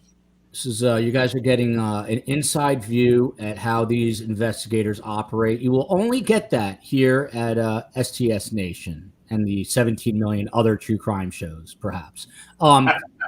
Misdemeanor says, Phil, this is again to you. Now people are going to yell that I'm not giving Scott equal time, and then we'll start to slowly wrap up. There's one more sick story, and then we'll end on a more pleasant story, which is 5 people imploding in a submersible. I don't want to make fun of that, but we'll end on that. I'll get these guys' take on that. Now I will get all the hate mail. Misdemeanor, Phil, which interviews require reading them their Miranda rights? Since you said not all interviews require Miranda rights to be read. Well, non-custodial interviews do not require Miranda. They're not under arrest, they're not in custody, but they're free to leave. So if they want to stand up and leave, they can leave. And they can, in the midst of a non-custodial interview, they can invoke Miranda if they want to. They can say, I want a lawyer. And once they've invoked a right, they've invoked that Miranda right, then it's over with as well at that point. So it's now, when you have someone in custody, Miranda is required. And you can read it, the way we teach it, the way I taught it, you read Miranda, you read each warning one at a time and ask them, do they understand? And there's a way to prep somebody to read them Miranda. And then when that's done and they understand those rights, then they have to waive those rights or give them up to continue that conversation. Now, we developed an explicit waiver that we would always repeat to them at the end of the reading of Miranda. Now, the Supreme Court ruled there is an implicit waiver, there is an implied waiver, that if you read Miranda, they understand it, and then they start to talk. You've not even asked them if they want to waive their rights. They just begin to talk, and with no invoking any one of those rights.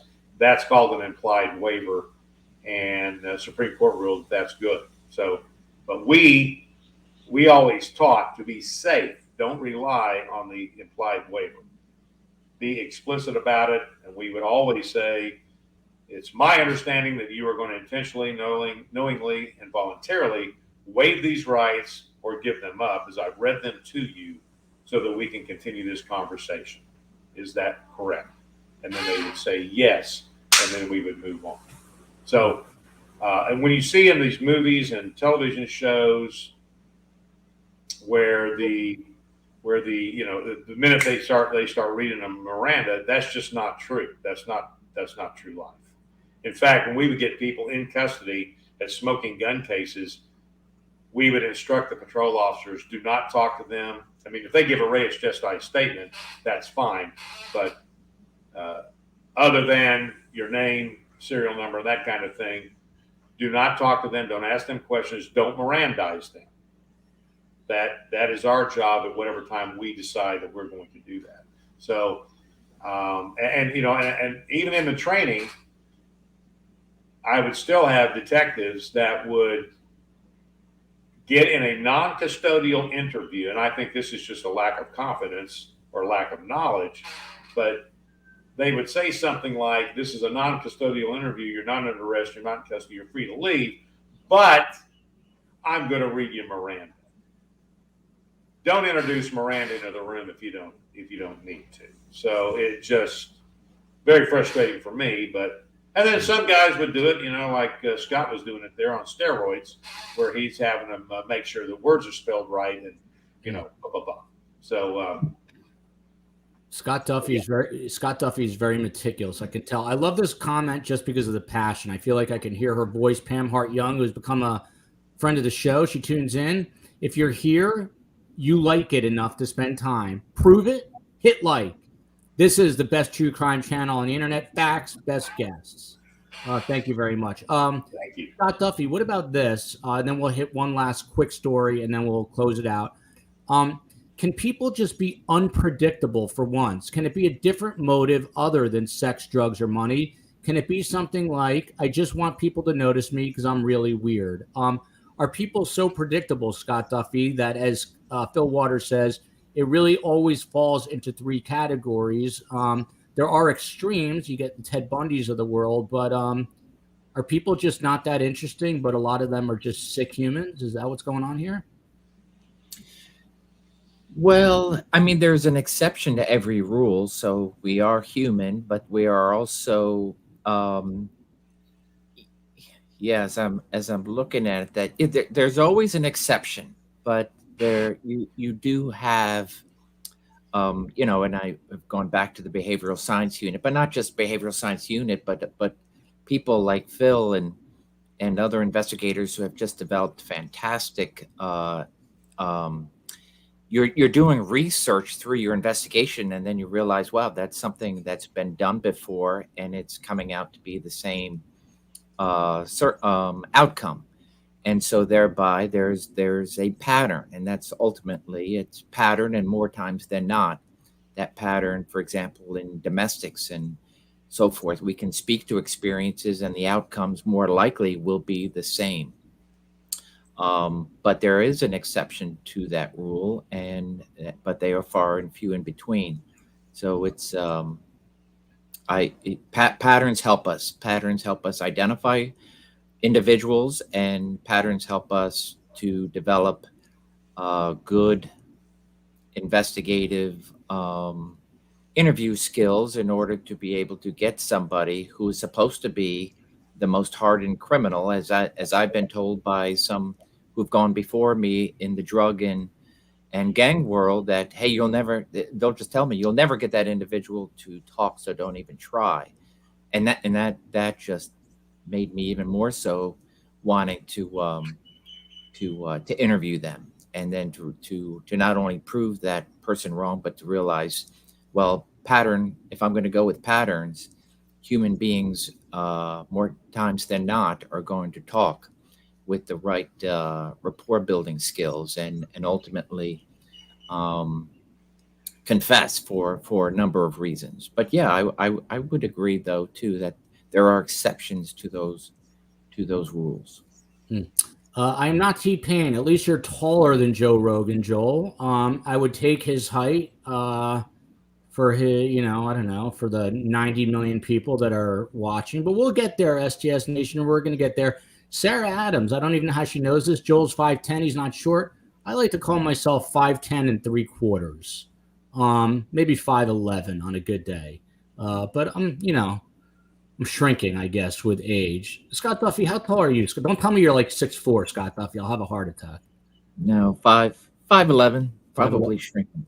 I feel like you and I are similar size. Fil Waters, of course, has got the Texas. Everything is bigger in Texas. Height-wise, Fil Waters. Height-wise, we're talking, but Fil Waters, 6 foot, big man. Fil Waters. Final story, and then we'll wind it down. I couldn't believe. Listen, some people are like, you're depressing the hell out of me. This is a Friday, and I didn't mean to. By the way, as a producer would yell at me, because this should have come after the boys in Ohio and before the neurosurgeon. But when I read this, I said to myself, am I really reading this? Do I really live in this country? And I started to think about my great uncle, who's not my great uncle, but my actual uncle, my father's brother, a great guy. That's why I said great uncle. My uncle, by the way, whose name is Ron Waldman, helped eradicate smallpox. He is a public health doctor, so well known in the world that guys like Anthony Fauci would call my uncle for advice in the middle of the pandemic. My uncle is one of the world experts on pandemics, and I brag about him because I'm proud of him. He literally used to live in the back of a truck in the African bush and helped eliminate smallpox, and went on to be a professor at Columbia, and now he's a professor at George Washington. But I bring him up for one reason. When this country got so crazy politically, he said, I'm leaving. And he picked up and moved to a farm in Portugal.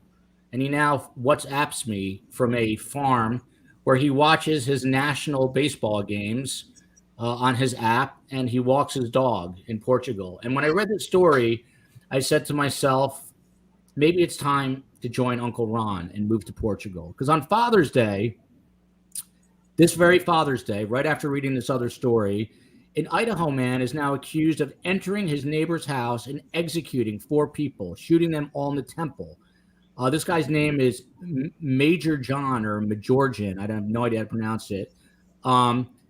He said he snapped. He admitted that he snapped. The neighbor had exposed himself, an 18-year-old boy, to the family, to this guy's family, and he went over there with a gun and shot everyone in the temple. He made the 16-year-old boy who was exposing himself.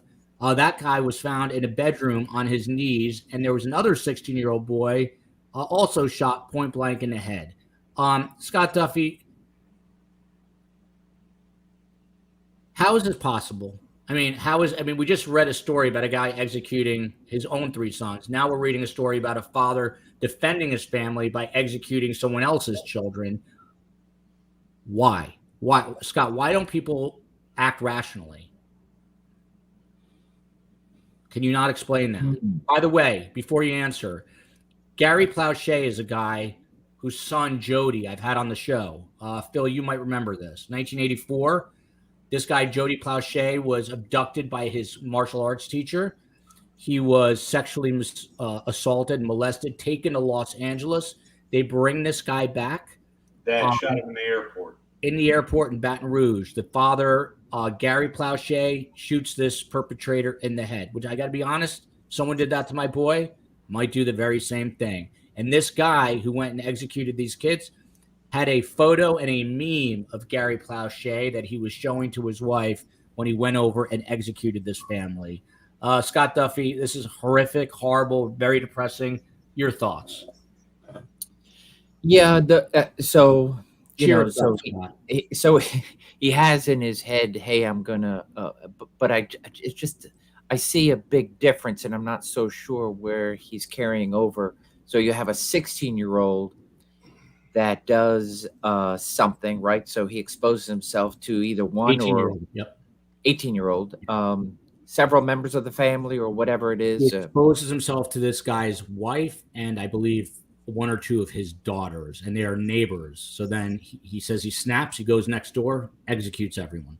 Yeah, executes everybody. I mean, as an investigator, I don't see a correlation. I understand maybe one sense, hey, I'm going to seek revenge and exact revenge from my family. I don't know. It's just bad. I don't, is there a temporary break from sanity? I don't know. He just went and executed the family. And he also killed this 18-year-old, right? In what sounds like a very humiliating. He had him. The guy who was the exposer was found on his knees, executed. Again, I don't know how you guys do it, because if I walked into a scene like that, I would never be the same. But wow, this is depressing as hell. I didn't mean to do this. Melissa E says, Joel, evil exists in this world. Fil Waters, is that in fact a true statement, Phil? Say that again. Is this a true statement? Evil exists in this world. Is there pure evil in this world, Phil? Of course there is. Yeah. I was hoping you were going to say no. Let's have a tiny bit of fun before we say goodbye. Fil Waters, have you scuba dived? Phil? I do have an open water scuba. Yes. Would you ever have gone down into the Titan if offered? Not with that idiot that got those people down there and blew up with it. That guy, have you been reading about that guy? Yeah, I have. That guy is a freaking knucklehead. The question I've got is, how in the world did those 4 people think that going down in that freaking tube was going to be a good idea with that guy, whose biggest accomplishment is, we're controlling this thing with, look, a game controller. You can just toggle this thing like you do a video game. I was just, And then he's making statements a year or so ago about he doesn't want to have a 50-year-old white guy piloting, an ex-military or former submarine. He doesn't want to have those people piloting this thing. He wants to find some 25-year-old that can inspire other young people, even though he knows nothing about piloting a submersible. I mean, the guy's a complete idiot. Here's my question.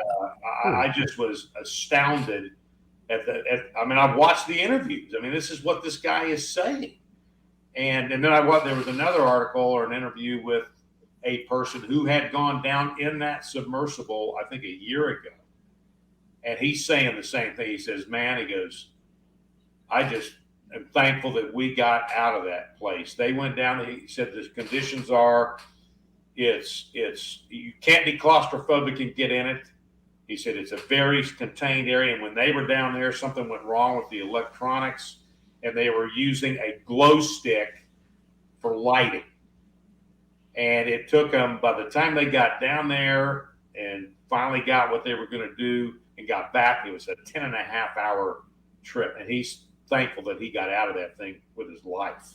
I mean, I just, the whole thing was such freaking nonsense. I don't know what he was telling these people, but I think they were paying something like, what, $250,000 a pop to go down in that thing? Yeah, and one of the guys is a legit billionaire. You would think, if you're, I just don't know what they were thinking. I just cannot put it this way. If I was alive at the time where people were exploring and discovering things, this would be a much smaller world. I wouldn't have gone too far. Let's put it that way. I'm no Christopher Columbus, but you couldn't have paid me all the money in the world to get into that thing. Scott Duffey, you admitted, as a matter of fact, now I'm recalling, that you barely even stick your toe in that ocean. Would you have ever gone in this submersible? No, I would not have. Never. Who would be more likely to go in the submersible, you or your wife? Oh, definitely not my wife. No? No, we would, nope. Even if my bill was paid for, if my ticket was paid for, definitely not.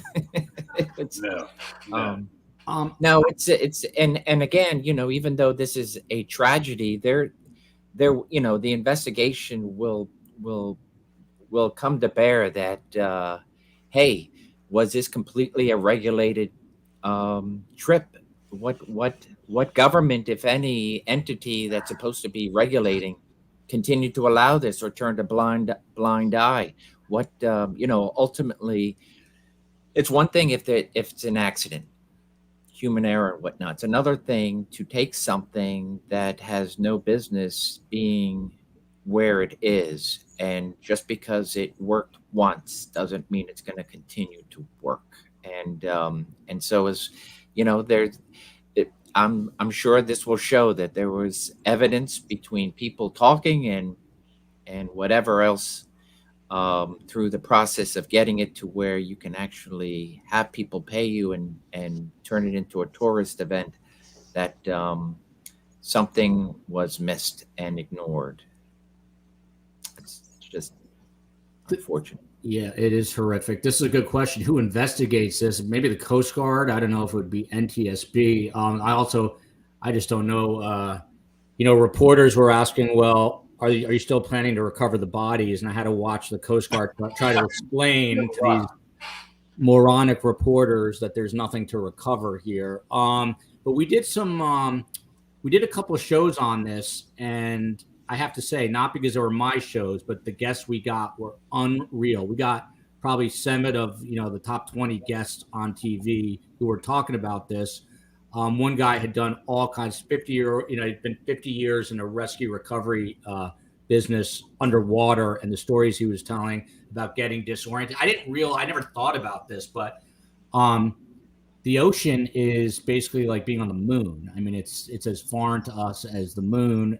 We had a sonar man from who worked on a United States Coast Guard submarine on the show. It's talking about all the sounds. It seems like the Coast Guard knew that there was this implosion, Fil Waters, but the best quote that I heard was from a professor in North Carolina that we had on named Salvatore Mercogliano, great guy. He said, I'm paraphrasing here, but he said the ocean is always looking for a way to kill you. Do you think that's true, Phil?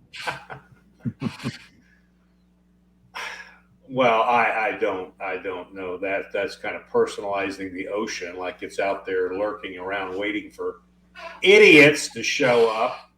This stuff we're talking about here is self-inflicted, and when most people die in the ocean, it's a result of being self-inflicted. Whatever happens to them, in this thing, the thing imploded. I mean, there's some high, and this happened off the coast of Newfoundland, I think. So you had the Canadians and the Americans. You had a whole host of.